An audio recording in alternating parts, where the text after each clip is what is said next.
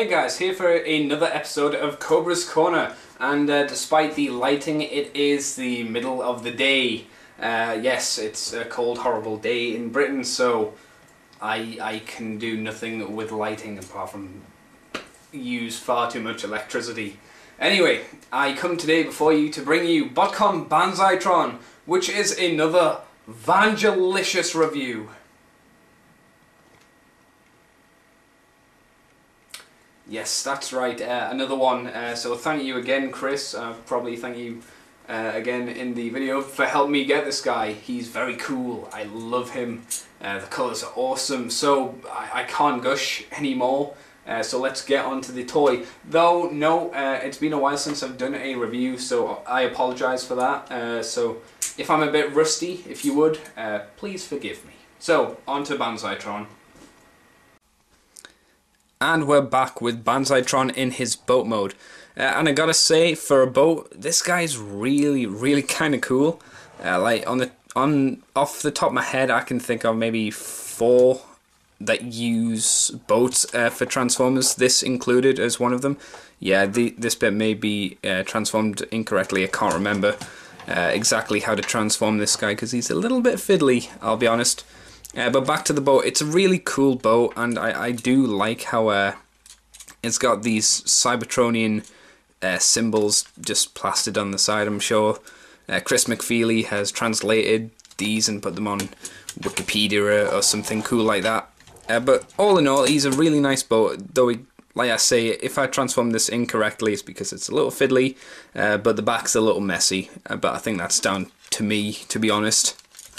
I do like the inclusion of a little cockpit there, and you may or may not be able to see if I zoom in well here.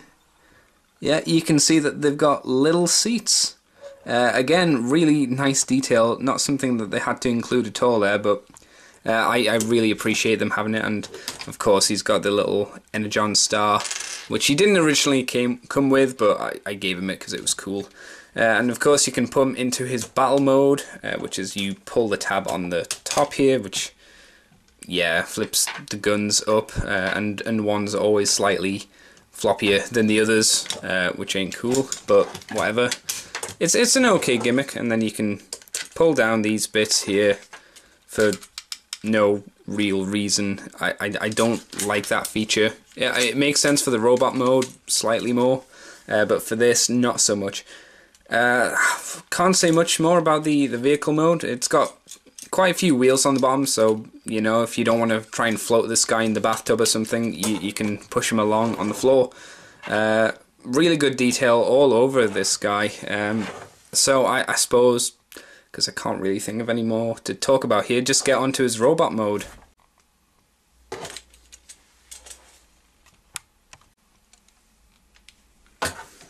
And here we have Bnazai-tron now in his robot mode, and what a robot mode, what a perfect robot mode for Bnazai-tron. I honestly didn't think this would have came out as well as it did when I first heard about it, because I wasn't a big fan of the Mirage toy from the Energon line, or Super Link line, and I thought, well, they're never going to use anything like this again, and I was totally wrong. He came out and he looks like Bnazai-tron, just updated, which I was totally amazed by. I never thought they'd be able to do something like this. So it did give me great glee when I saw Botcon pictures of this guy. And of course, I got this thanks to Vangelis, so thank you, Chris, for helping me get this guy. So, you know, he's got the bog standard articulation, double jointed elbow here because of his transformation and stuff. These are on ratchety joints. Same with the legs. You've got a swivel here. A large variety of movement here. Kind of a waist joint, but not really. Like, you can turn it that much, really, and that's about it. The head just kind of swivels around as well.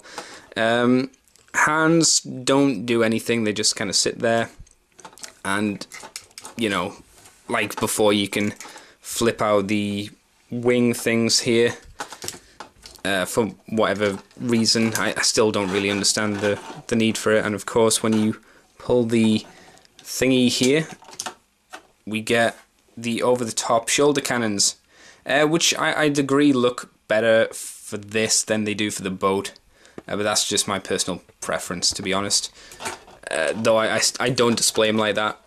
I just display them like this with the missiles pointing up because I still think that looks pretty damn good.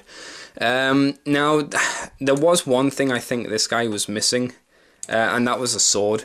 Something about Banzai-tron for me always says he needed a sword, and thanks to Mark or Ravage on the Moonbase 2 forums, I got an extra sword.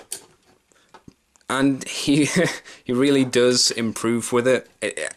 I don't know what it is, but for me, my Banzai-trons need swords. So all 2 of them need at least a sword.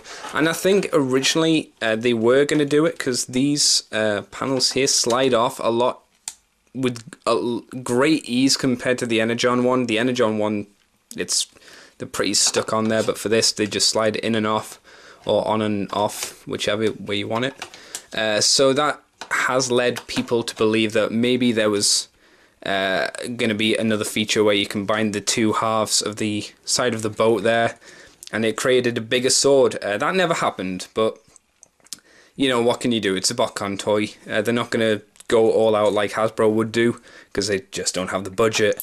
But I think what they did do with the paint details and everything else on this guy was a really good addition to the set this year.